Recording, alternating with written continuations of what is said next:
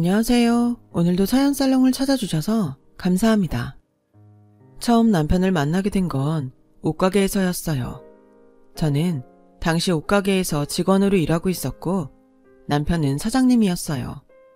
당시 저희 가게는 남성복들을 주로 판매하는 매장이었는데 저는 그간 의류 아르바이트 경험이 많아 손님들에게 옷을 판매하고 매장을 관리하는 데 익숙했습니다.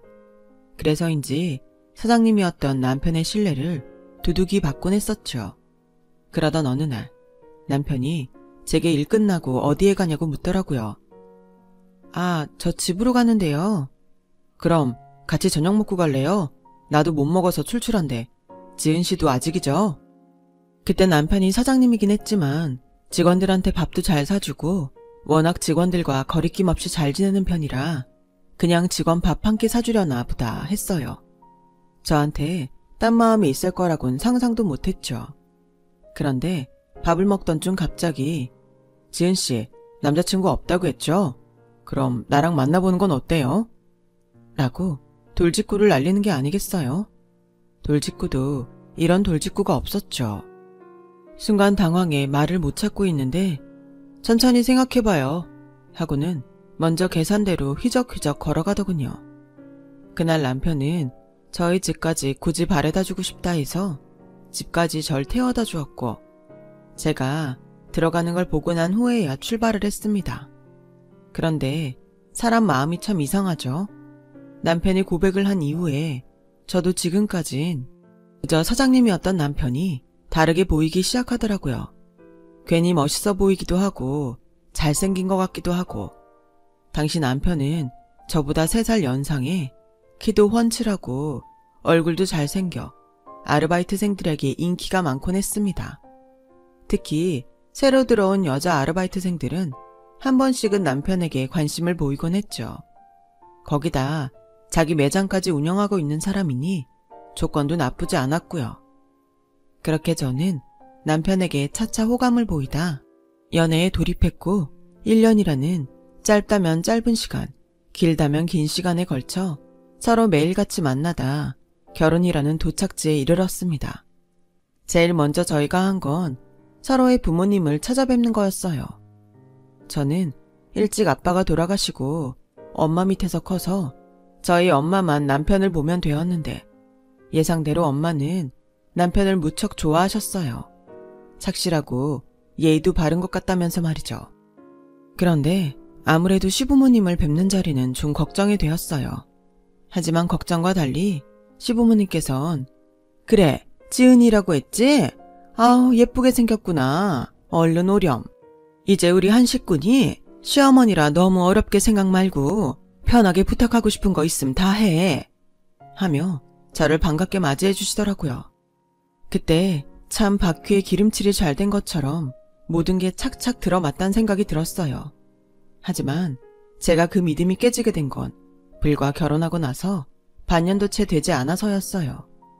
저희는 결혼 후 원래는 함께 매장을 운영하기로 했는데요. 제가 갑작스레 다른 의류회사에 취직을 하면서부터 저는 회사로, 남편은 가게로 출근을 하게 되었습니다. 그런데 어느 날부터인가 남편이 점점 집에 늦게 들어오기 시작하더라고요. 오빠, 오늘 늦어? 나 오빠랑 같이 저녁 먹으려고 기다리고 있었는데 오빠 좋아하는 아구찜 해놨어. 나 오늘 늦는데 재고 정리할 게 많아서 어떡하냐? 너 혼자 먹어야겠다. 정리하고 가면 늦을 것 같아. 그래? 알겠어. 어쩔 수 없지 뭐. 처음엔 일 때문인 줄만 알았죠. 저도 옷가게에서 남편과 같이 일했지만 재고를 정리해야 하는 날엔 집에도 가지 못하고 밤새 같이 정리를 하곤 했었거든요. 그래서 남편의 말을 납득하고 이해했죠. 그런데 문제는 점점 아무 이유도 없이 늦는 날이 많아지는 거였습니다. 그러면서 제가 뭐라고 하면 넌 왜 자꾸 바가지를 긁냐? 하던 대로 해, 하던 대로. 일도 하고 술 한잔 하다 올 수도 있지. 하고 되려 자기가 더 성질을 내는 거였어요. 남들은 신혼생활이니 뭐니 웃으며 즐거워할 때 아내가 일찍 들어오라는데 거기에다 대고 저런 말을 하는 남편 이해가 되시나요? 저는 순간 가슴속에서 열불이 나 어느 날은 참다 남편에게 빽 소리를 지르고 말았어요. 지금 장난해? 오빠 이거 몇 번째야. 그놈의 일핑계 그만 대고 당장 들어와. 안 그럼 이혼이니까. 제 말에 남편은 겁을 먹은 건지 그제야 조심스레 집으로 기어 들어오더군요. 그러면서 제게 하는 말이 앞으로 자기 하는 일에 간섭하지 말라는 식의 말들을 늘어놓더라고요. 기가 막혔어요. 여보, 우리 지금 결혼한 지 1년도 안 됐어. 그럼 일찍 들어와서 나랑 연애할 때처럼 시간도 보내고 할 수 있잖아. 우리 서로 결혼했다고 소홀해지지 않기로 했잖아. 누가 소홀해진대. 그게 아니고 나도 일이 바쁘고 하니까 서로 각자의 시간을 좀 갖자는 거 아니냐. 왜 말귀를 못 알아들어? 뭐? 지금 누가 누구 보고 말귀를 못 알아듣는데 당신 말 다 했어? 그렇게 그날 저흰 처음으로 격한 부부싸움을 하게 되었고, 그리고 일어나면 눈도 서로 안 마주치는 냉정기를 갖게 되었어요.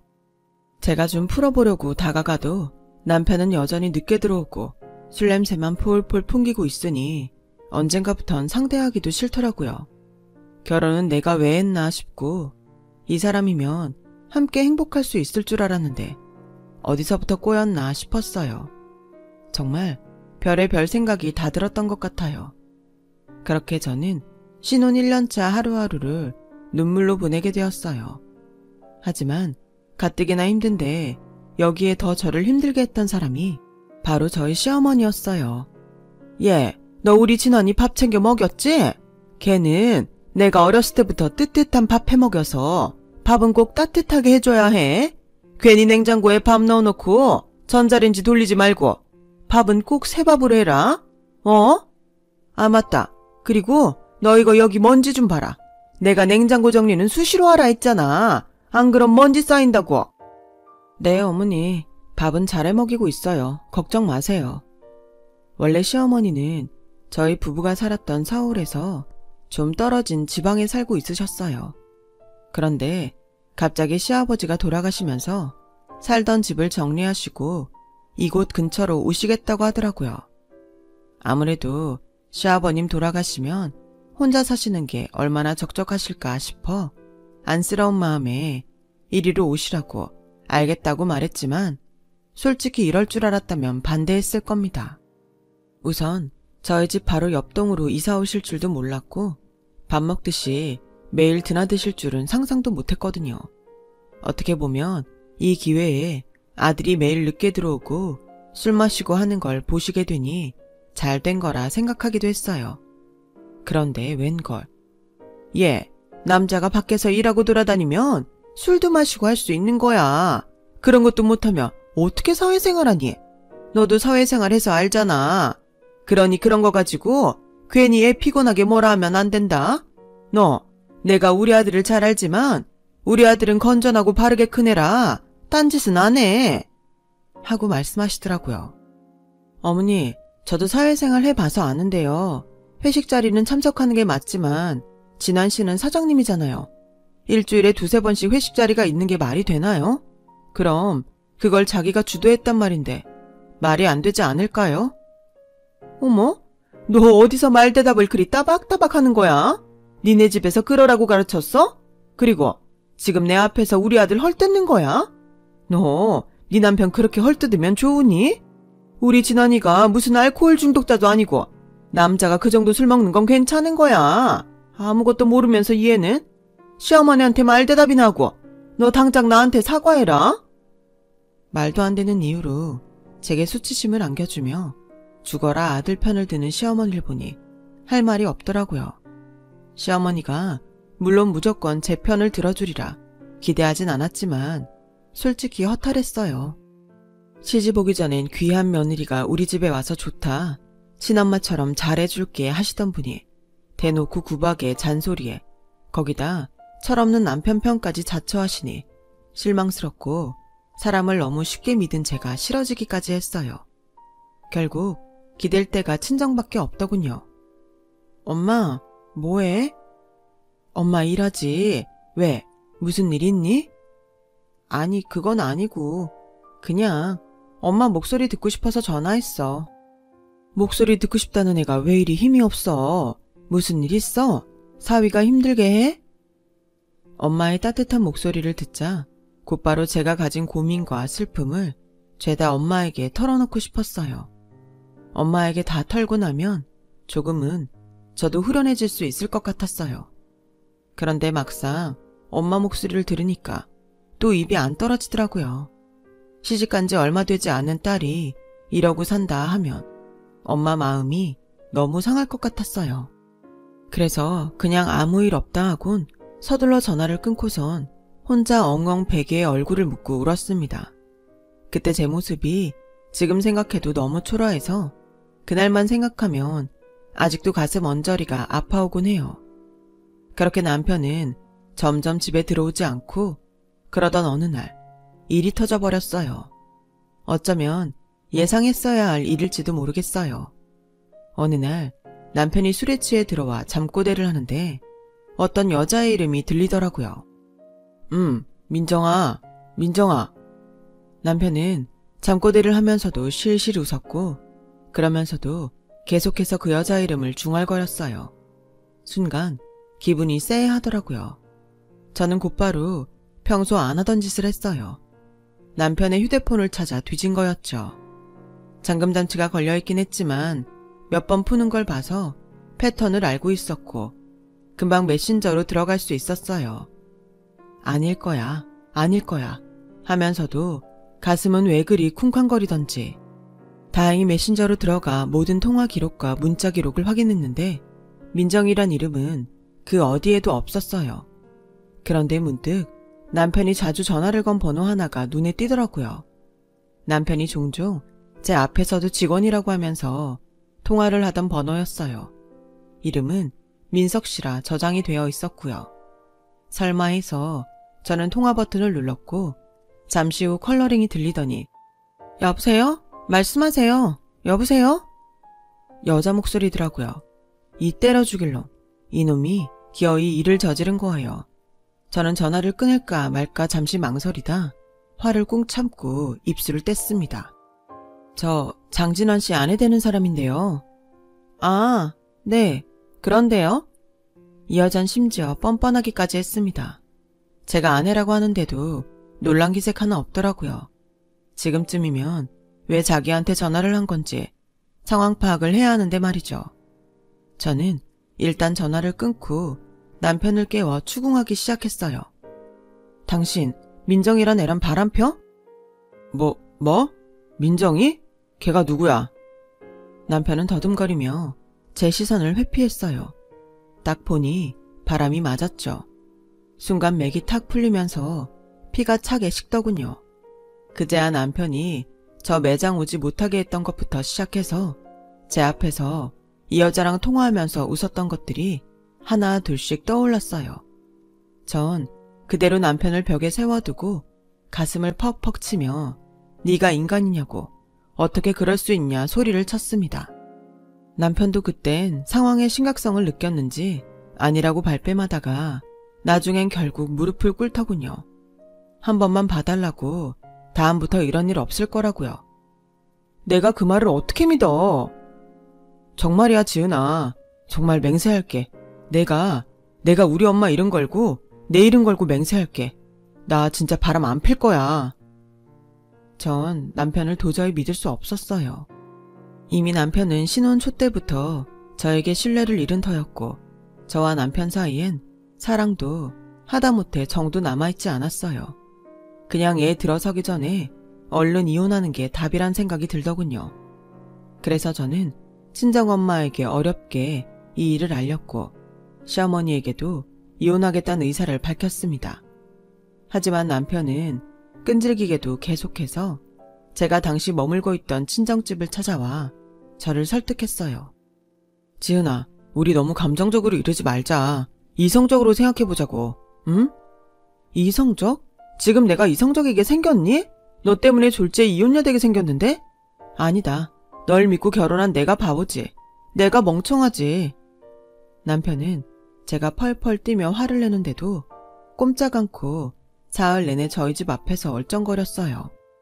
나중에 저희 친정엄마가 물이 가득 담긴 양동이를 들고 오자 그제야 무서워서 후다닥 자기 차로 뛰어갔지만요.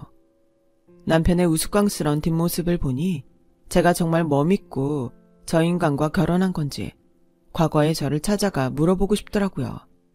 당시 엄마는 제 마음이 어떤지 누구보다 잘 알기에 저를 많이 위로해 주었어요.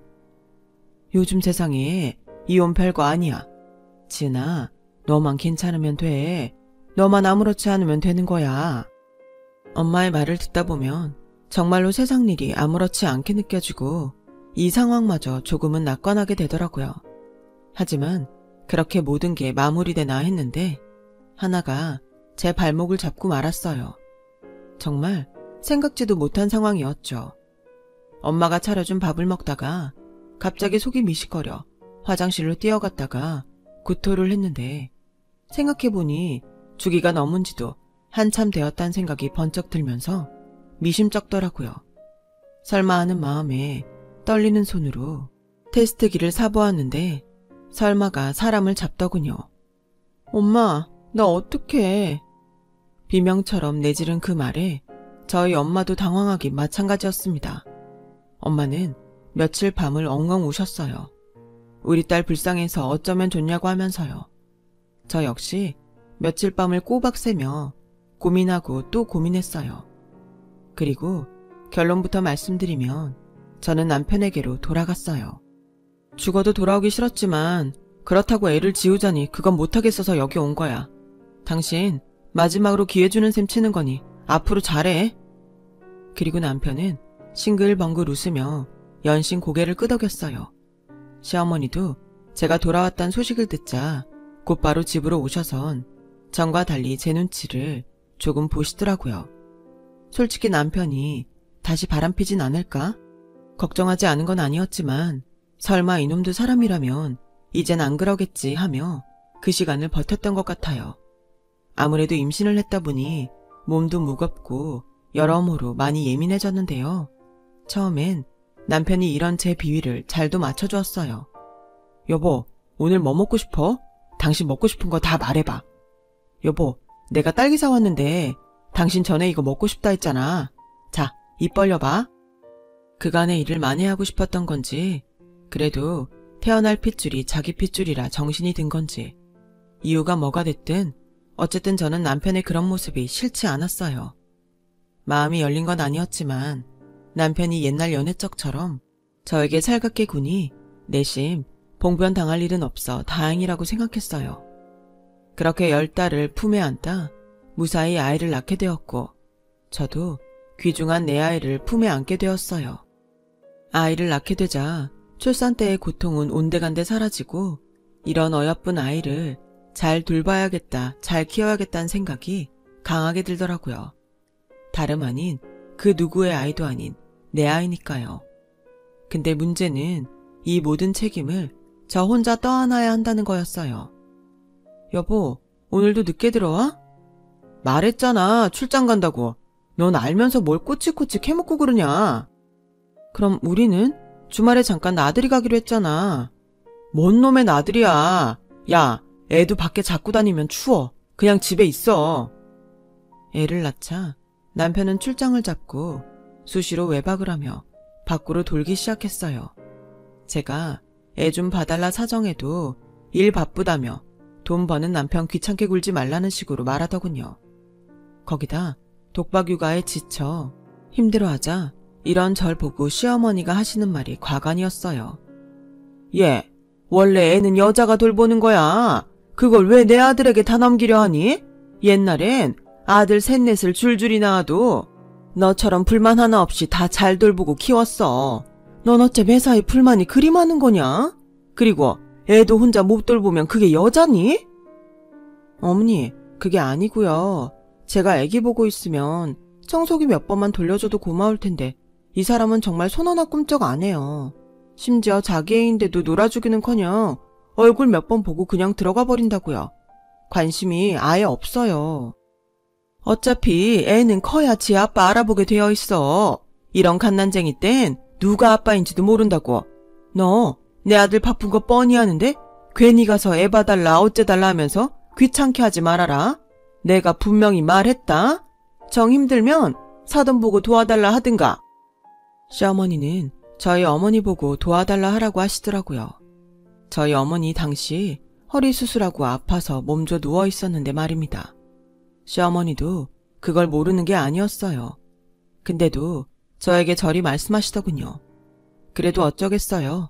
낳아놓은 이상 길러야 하니 제가 다 먹이고 씻기고 입히고 재우는 것까지 모든 걸 혼자 하며 몇 년을 길렀어요. 너무 서럽고 속상할 때도 있었지만 그럴 때면 아이가 절 보며 엄마라고 하는 말 한마디를 들으며 그걸 위로 삼아 꾸역꾸역 넘기곤 했죠. 그러던 어느 날 기가 막힌 일을 겪게 되었는데요. 아직도 또렷이 기억해요. 이날은 남편이 짐승으로 변하기 시작한 날이었죠. 아침부터 남편과 한바탕 싸움을 한 날이었는데요. 발단은 이거였어요.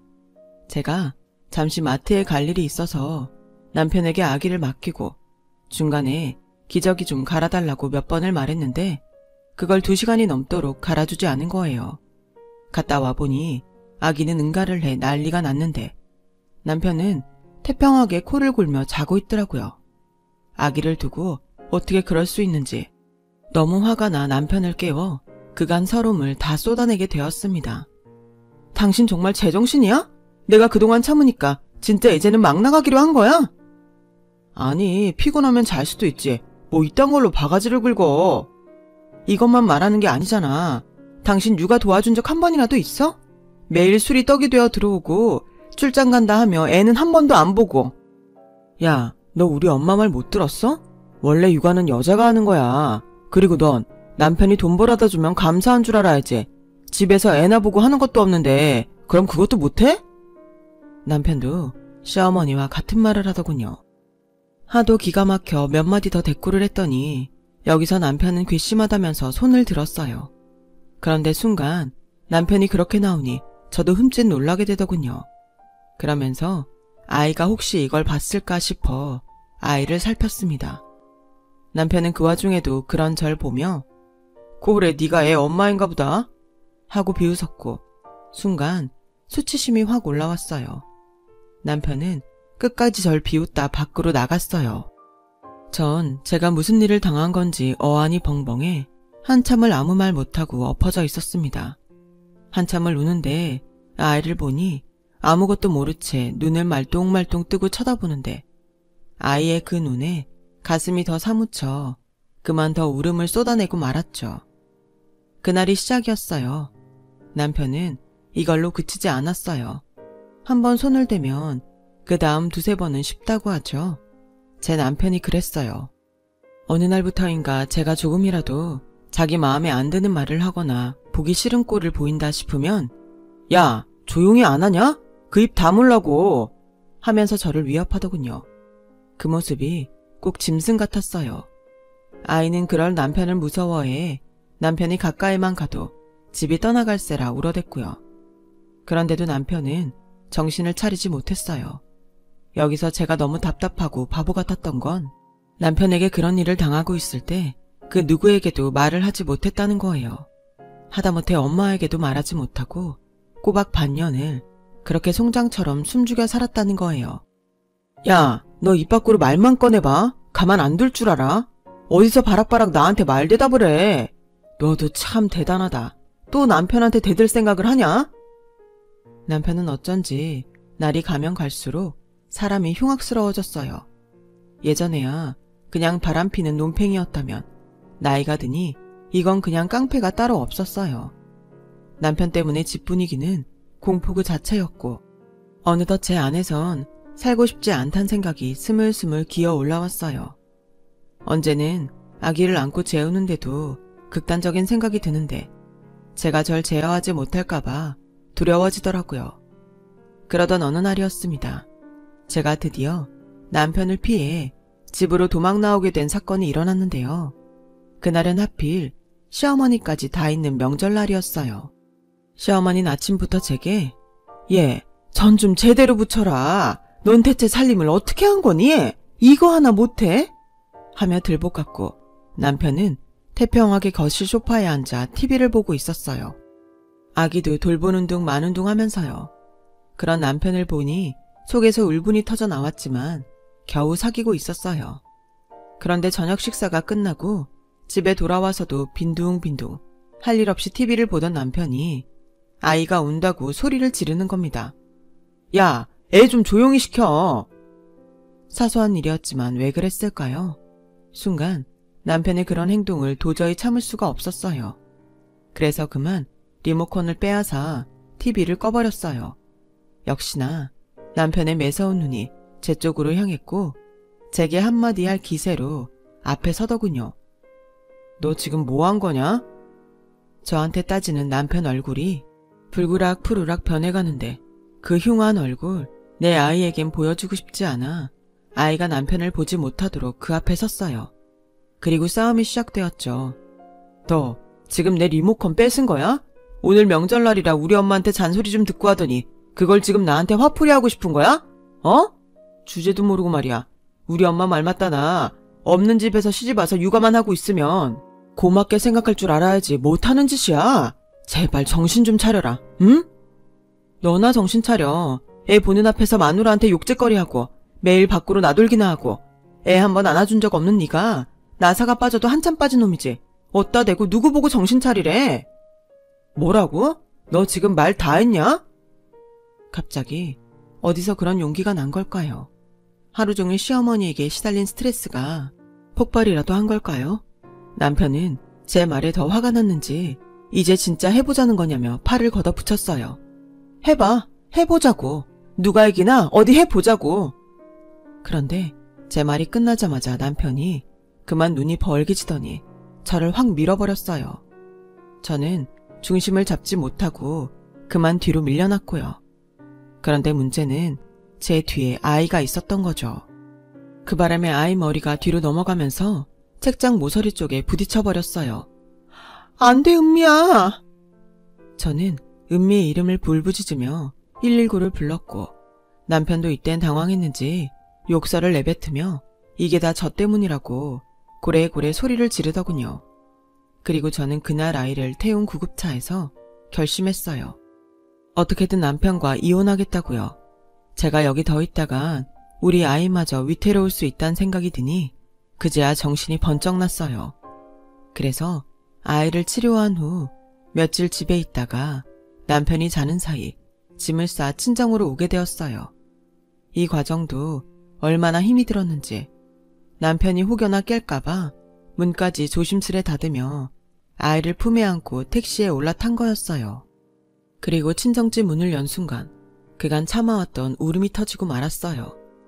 엄마, 나왔어. 아니, 너 왜 이리 살이 빠진 거야? 어? 엄마는 살이 홀쭉해져 뼈만 앙상해진 절 보고 놀라셨고 전 엄마의 품에서 이제야 그간 있었던 일을 이야기하며 엉엉 울었어요. 엄마도 남편이 그간 벌인 짓에 경황을 금치 못하며 내 딸 어떡하냐고 땅을 치셨지만 우리 둘 다 남편이 무서워서 말할 엄두도 내지 못했어요. 그나마 다행이었던 건 당시 엄마가 수술을 하고 요양 차원에서 한적한 곳에 가고 싶다 해서 지방으로 이사를 한 터라 남편이 주소는 모르고 있었다는 거예요. 그러던 어느 날이었어요. 갑자기 자정이 넘어갈 시간에 전화벨이 정신없이 울려대더군요. 번호가 익숙했는데 들여다보니 시어머니더라고요. 받을까 말까 하다가 혹시 몰라 받았는데 혀가 잔뜩 꼬여 술을 몇 잔 하신 목소리로 갖은 말을 늘어놓더군요. 얘, 너 나가서 살 거니? 어? 네가 뭔 능력이 있어서 나가 살아? 너 지금까지 우리 아들이 주는 돈으로 편하게 살았잖아. 너 내 말 잘 들어라. 집 나가 살면 너랑 네 딸만 고생이야. 너는 그렇다 치고 네 애까지 고생시킬래? 그래, 어디 죽도록 고생하고 싶음 해봐라. 나중에 받아달라고 빌어도 안 받아줄 거니까. 아주 이게 은혜도 모르고 거지 집안 받아줬으면 고마운 줄 알아야지. 목소리가 듣기 싫어 저도 모르게 다 듣지 않고 전화기를 끊어버렸죠. 끊고 나서도 한참 동안 손이 떨리고 가슴이 진정되지 않더라고요. 전화벨 소리에 잠이 깬 엄마가 제 얼굴은 확인하시곤 누구한테 전화 온 거냐 물었지만 대답도 하지 못한 채 저는 그대로 침실로 들어갔어요. 침대에 한켠 곤히 잠든 아이를 바라보며 결심했습니다. 색 식구들 보란듯이 잘 살겠다고요. 다음에 다시 엄마와 함께 남편을 찾아갔고 겨우 이혼 서류에 도장을 찍었어요. 그래, 어디 한번 잘 살아봐라. 네가 잘 살면 내 손에 장을 지진다.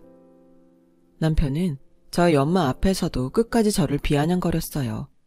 다행이라면 남편이 굳이 애를 데려가려 하지 않은 거였죠.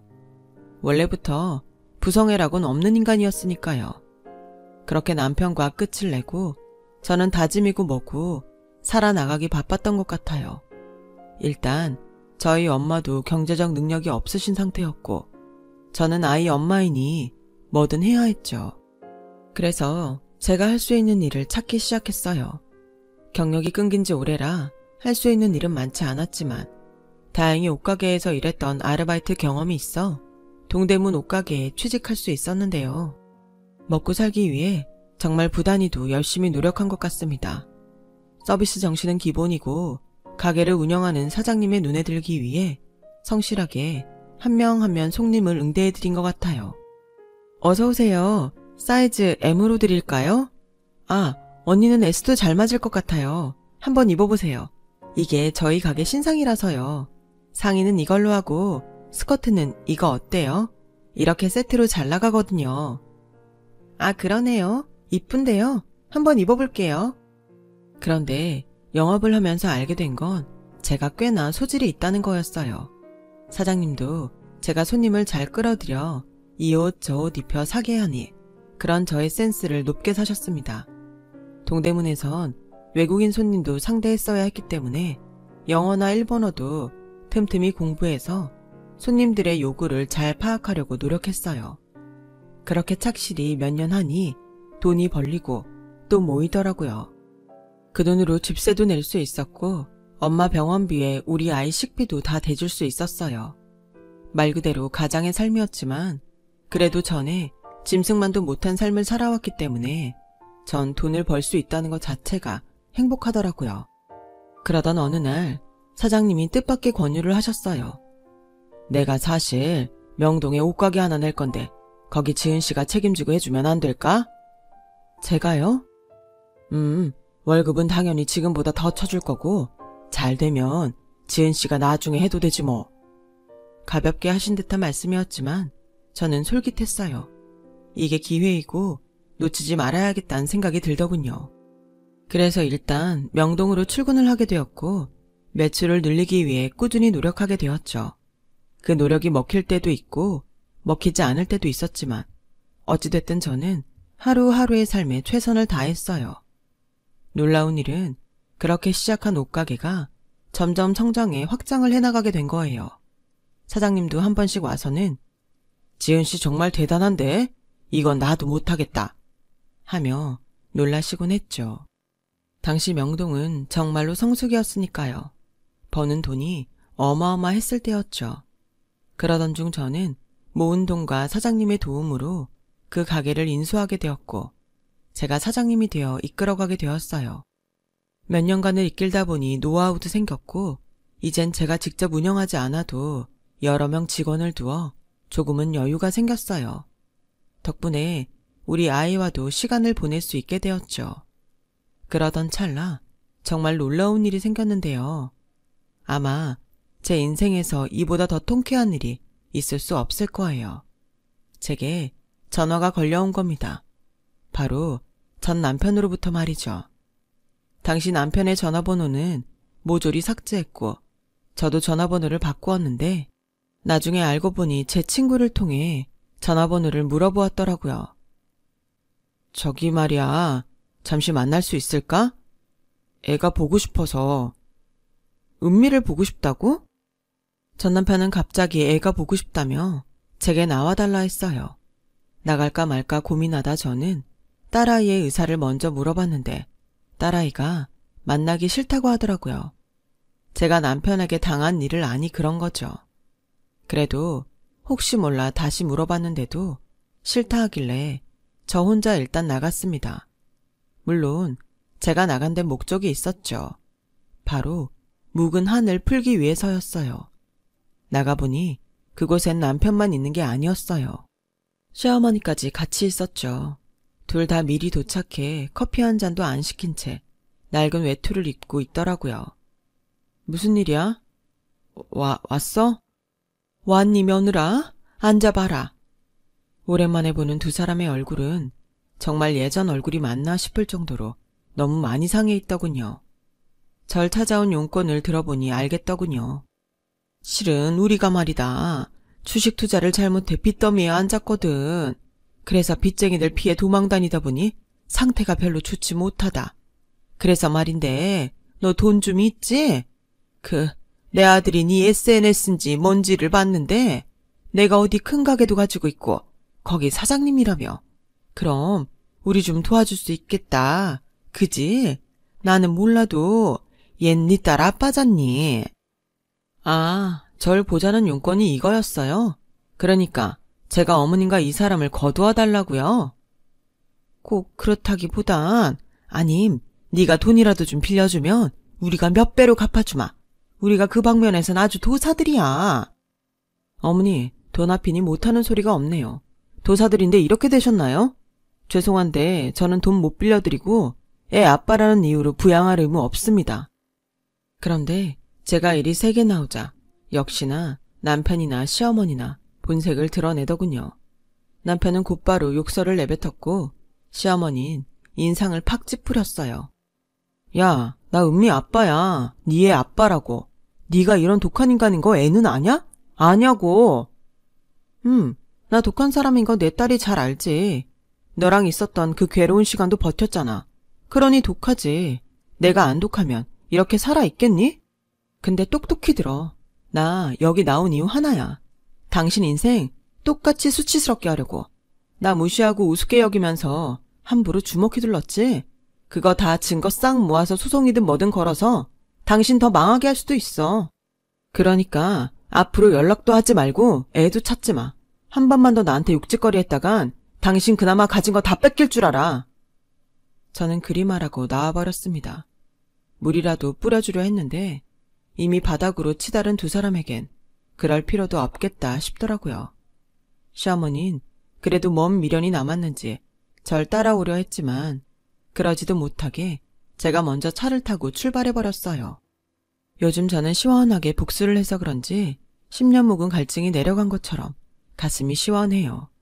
사실 떳떳한 삶을 살고 있으면서도 한 번쯤은 길거리에서 우연이라도 그 인간들 얼굴 마주치고 싶었는데 이렇게 직접 전화까지 걸어주니 얼마나 고마운지 몰라요. 어쨌든 저와 저희 딸 힘든 풍파를 견디고 살아온 만큼 앞으로 더 잘 살아가겠습니다. 지금까지 저희 이야기 들어주셔서 감사해요. 저 같은 사람도 잘 버티고 살았답니다. 혹여나 지금 어딘가에서 힘든 시간을 살고 계실 여러분들도 오늘 하루 부디 힘내세요. 여러분, 사연 댓글에 응원과 현명한 조언 부탁드려요. 좋아요와 구독은 저에게 큰 힘이 됩니다. 오늘도 좋은 일 가득하세요.